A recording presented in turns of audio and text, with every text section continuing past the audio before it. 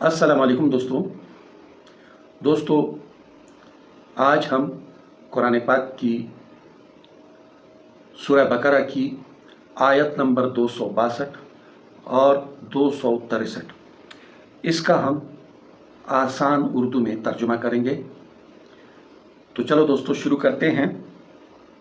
बिस्मिल्लाहिर्रहमानिर्रहीम। अल्लाह के नाम से शुरू करता हूँ जो बड़ा मेहरबान है, निहायत रहम वाला है। अल्लज़ीना, और जो लोग युनफ़िक़ूना अम्वालहुम, खर्च करते हैं अपना माल, फ़ी सबीलिल्लाह, अल्लाह के रास्ते में, सुम्मा, फिर, ला युतबिऊना, बाद में नहीं रखते, मा अनफ़क़ू मन्नम, जो उन्होंने खर्च किया कोई एहसान, वला अज़, मा अनफ़क़ू मन्नम वला अज़, जो उन्होंने खर्च किया कोई एहसान, वला और ना, अज़ कोई तकलीफ़। लहुम अजरुहुम, उनके लिए उनका अज्र, इंद रब्बिहिम, उनके रब के पास, वला खौफुन, न कोई खौफ, अलैहिम, न कोई खौफ उन पर, वला हुम यहज़नुन, और न वो गमगीन होंगे।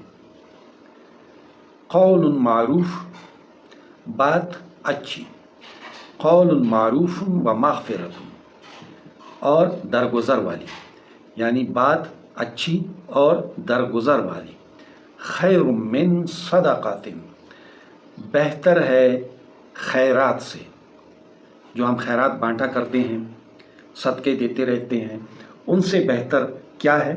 क़ौलुन मारूफ़ व मग़फ़िरतुन, अच्छी बात और मुआफ़ी वाली बात, दरगुज़र करने वाली बात, ये बेहतर है सदका से।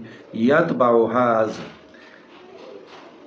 यानी जिस सदका के बाद किसी को बार बार याद दहानी करा के उसको अज़ियत पहुंचाई जाए, तो उससे ये जो बात अच्छी करता है कोई और दरगुज़र फरमाता है, वो उस सदका से बेहतर है। वल्लाहु गनीयुन हलीम, और अल्लाह बेनियाज है और बुर्दबार है।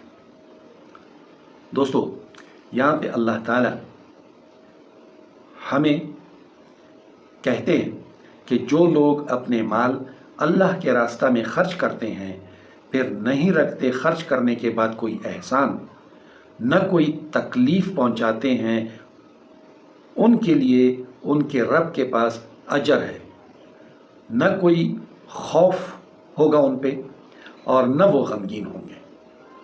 अच्छी बात करना और दरगुज़र करना बेहतर है उस खैरात से जिसके बाद ईज़ा देना हो, यानी तकलीफ़ देना हो, और अल्लाह बेनियाज है, बुर्दबार है, यानी हलीम है। दोस्तों, आज का दर्स यहाँ तक। अगली वीडियो में हम अगली आयत का तर्जुमा करेंगे। उस वक्त तक के लिए इजाज़त दीजिए। अल्लाह हाफ़िज़।